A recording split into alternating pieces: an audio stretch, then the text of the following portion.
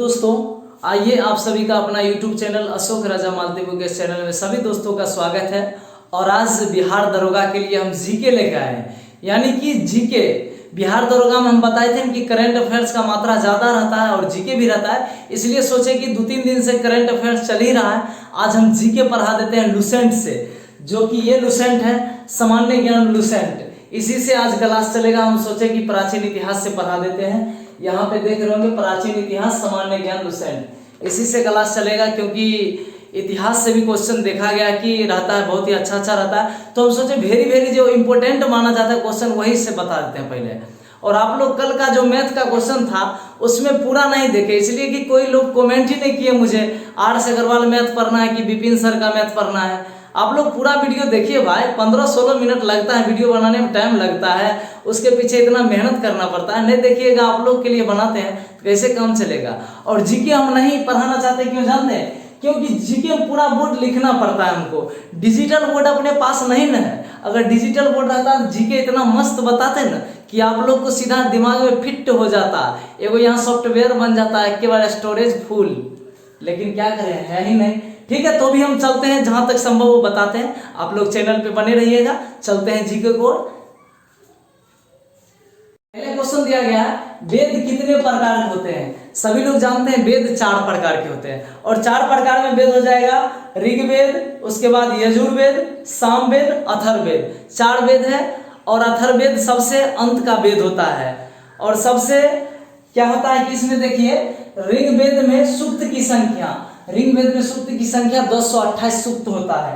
ठीक है, उसके बाद ऋग्वेद में मंडल की संख्या, ऋग्वेद में 10 मंडल होता है। ये सब महत्वपूर्ण बात है जो याद रखने योग्य है। उसके बाद है उपनिषद की संख्या, 108 इसमें उपनिषद होता है। उसके बाद है पुराण की संख्या, इसमें पुराण क्या होगा, 18 पुराण हो जाता है। और उसके बाद है कि विष्णु पुराण किस वंश से संबंधित है? विष्णु पुराण मौर्य वंश से संबंधित है। ठीक है, उसके बाद जानते हैं कि सबसे प्राचीन वेद जो है ना ऋग्वेद, और सबसे बाद का वेद होता है अथर्ववेद होता है। ठीक है, उसके बाद दिया मत्स्य पुराण। मत्स्य पुराण जो है आंध्र सातवाहन संबंधित है। मत्स्य पुराण जो कहा गया है किस वंश से संबंधित है?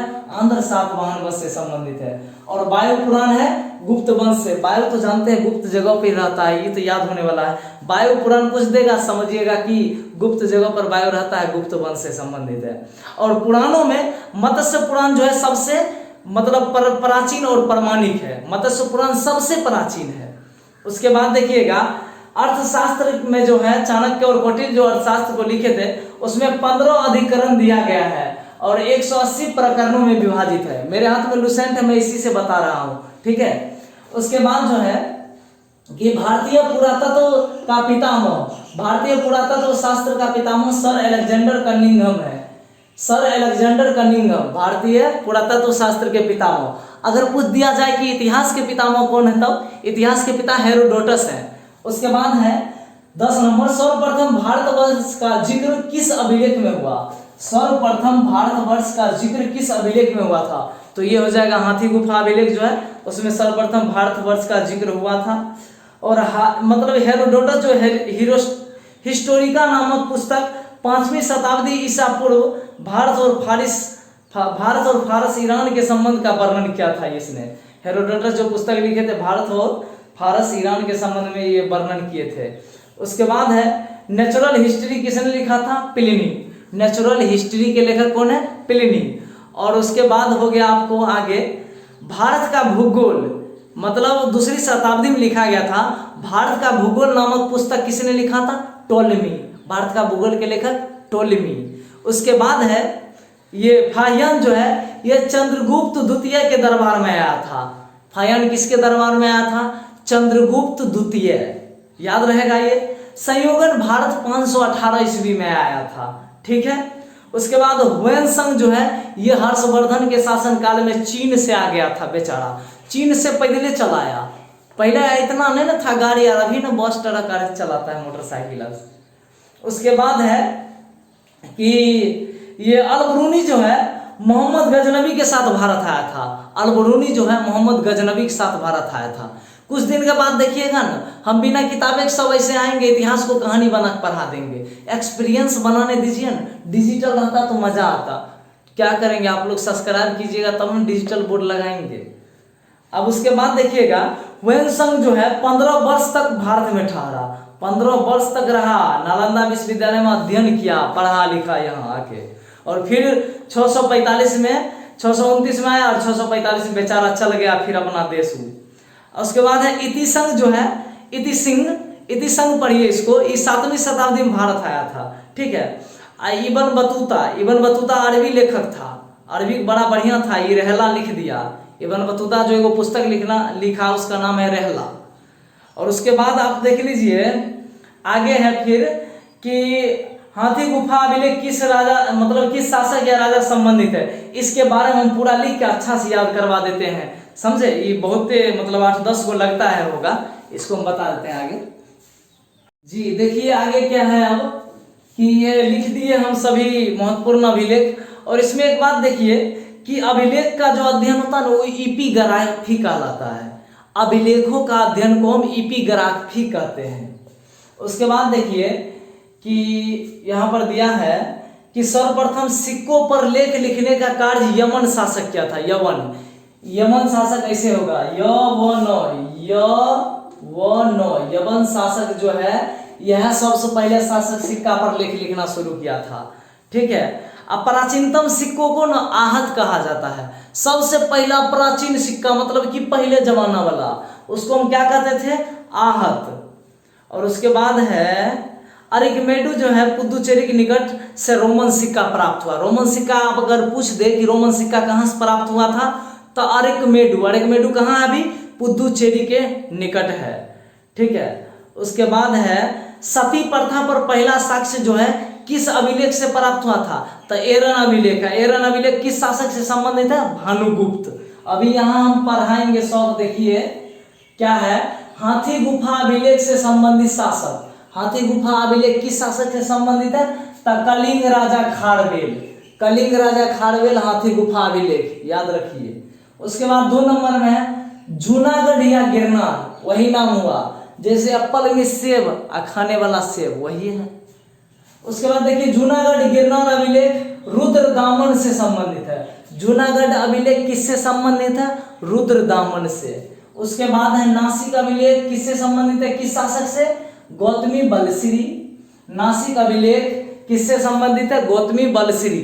उसके बाद है 4 नंबर में प्रयाग स्तंभ लेख किस शासक से संबंधित है, समुद्रगुप्त। प्रयाग स्तंभ लेख किस शासक से संबंधित है, समुद्रगुप्त को भारत का नेपोलियन भी कहा जाता है। समुद्रगुप्त को भारत का नेपोलियन कहा जाता है। उसके बाद देखिए एहोल अभिलेख किस शासक से संबंधित है, पुलकेशिन द्वितीय। एहोल अभिलेख किससे संबंधित है, पुलकेशिन द्वितीय, या पुलकेशिन सेकेंड भी कह सकते हैं इसको। ये जरूरी नहीं है कि हम द्वितीय कहेंगे तभी सही होगा, नहीं, सेकेंड भी हो सकता है। उसके बाद है मंदसौर अभिलेख किस शासक से संबंधित है, मालवा नरेश यशोवर्मन। मंदसौर अभिलेख किस शासक से संबंधित है, मालवा नरेश यशोवर्मन।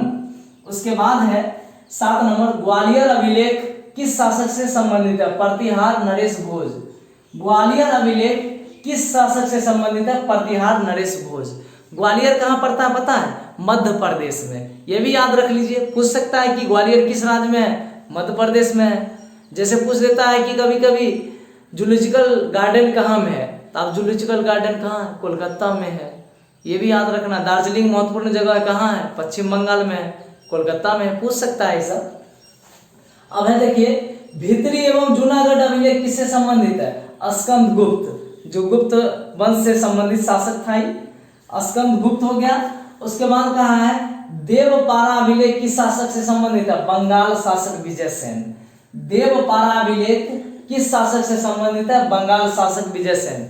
ये बंगाल शासक क्यों लिखा हुआ जानते हैं कि विजयसेन जो शासक थे वो बंगाल के शासक थे, ठीक है, इसलिए बंगाल शासक विजयसेन वहां पे लिखा हुआ है। उसके बाद है उत्तर भारत के मंदिरों की कला की शैली नागर, यानी कि उत्तर भारत में जो मंदिर बन रहा था उस समय नागर शैली कहा जाता था।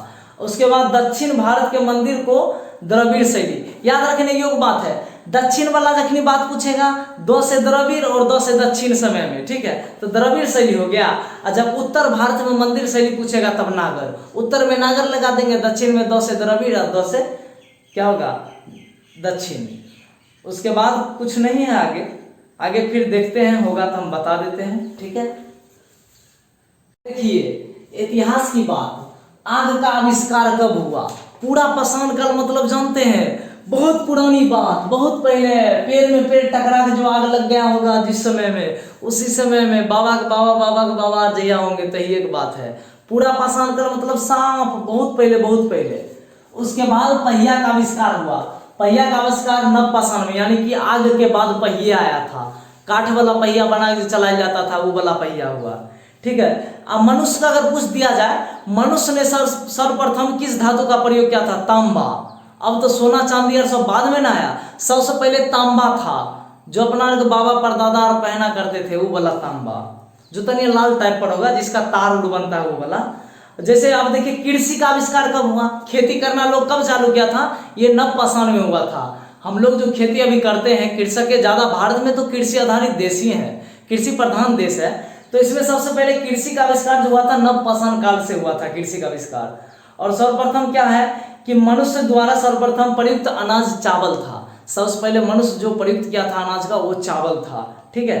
और कृषि का प्रथम उदाहरण देखिएगा, यहाँ पर हम लिखे हैं कि कृषि का प्रथम उदाहरण कहाँ से प्राप्त हुआ था? मेहरगढ़। ये VVI क्वेश्चन है, ठीक है, ये बहुत इंपॉर्टेंट क्वेश्चन है। ग्रुप डी NTPC से लेकर बिहार दरोगा, बिहार पुलिस, बहुत जगह इस क्वेश्चन को हम देखे हैं कि कृषि का प्रथम उदाहरण प्राप्त हुआ था, कहां से प्राप्त हुआ था?